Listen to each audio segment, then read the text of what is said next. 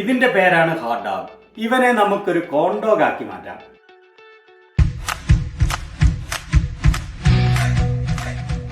ഇതൊരു 16 എണ്ണം എടുത്തു അല്പം പോലും ഈർപ്പമില്ലാതെ ഓരോന്നും എടുത്ത് പേപ്പർ ടവൽ കൊണ്ട് നല്ലതുപോലെ തുടച്ച് ഈ പ്ലേറ്റിലേക്ക് മാറ്റി വയ്ക്കാം.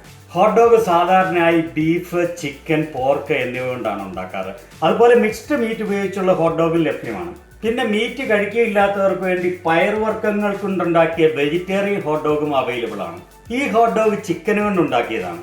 ഈ 16 പേർക്ക് കൂട്ടായി 1 cup yellow cornmeal, 1 cup all purpose flower, 1.25 cup ഒട്ടും പുളിയില്ലാത്ത മോര്, 1 മുട്ട, 1 table spoon baking powder, 1/4 teaspoon ഉപ്പ്, 4 ടേബിൾ സ്പൂൺ പഞ്ചസാര, 1 ടേബിൾ സ്പൂൺ എണ്ണ എന്നിവ വെക്കാം.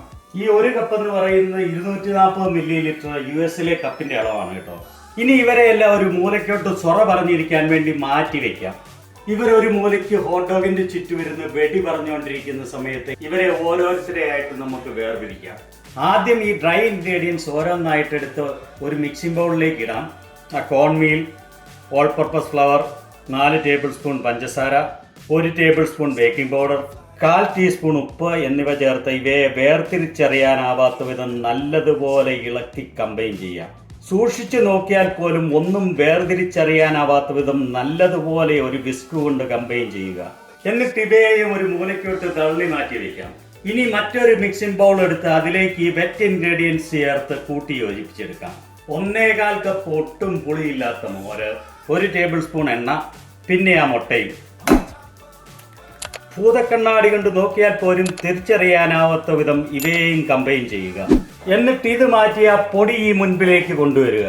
ആ പൊടിയിലേക്ക് ഇപ്പം മിക്സ് ചെയ്ത വെറ്റ് ഇൻഗ്രീഡിയൻസ് ചേർത്ത് വീണ്ടും നല്ലതുപോലെ ഇളക്കി മിക്സ് ചെയ്യുക. പൊടി പോലുമില്ല കണ്ടുപിടിക്കാൻ എന്നുള്ള പാകത്തിന് വേണം ഇതിനെ ഇളക്കി മിക്സ് ചെയ്യാൻ.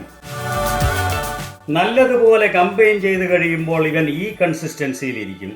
ഈ സമയത്ത് ഒരു ഡീപ്പായിട്ടുള്ള പാന് മീഡിയത്തിൻ്റെ ഹൈഡേ ഇടയ്ക്ക് വെച്ച് അതിലേക്ക് ഹോട്ട് ഡോഗ് മുങ്ങിക്കിടക്കാൻ ആവശ്യമായ എണ്ണ ഒഴിക്കുക.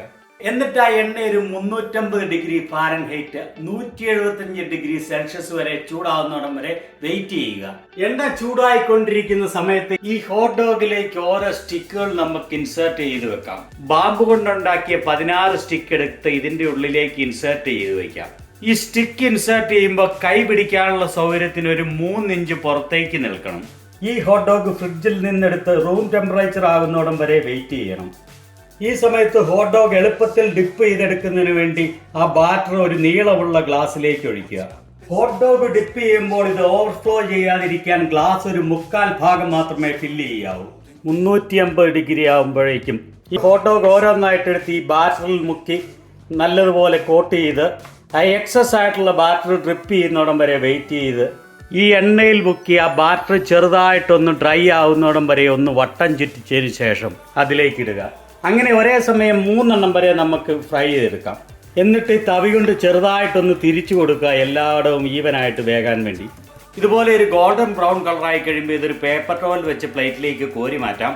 അങ്ങനെ ഇതെല്ലാം നമുക്ക് ഫ്രൈ ചെയ്തെടുക്കാം. അപ്പോൾ നമ്മുടെ കോൺഡോഗ് ഇവിടെ റെഡിയായി. ഇതിനെ അല്പം ടൊമാറ്റോ കച്ചപ്പിൽ മുക്കി കറുമുറാന്ന് കടിച്ചു തിന്നുമ്പോൾ സ്വർഗത്തിലെത്തിയ പ്രതീതിയാണ്. വാവ്, എന്താ രുചി!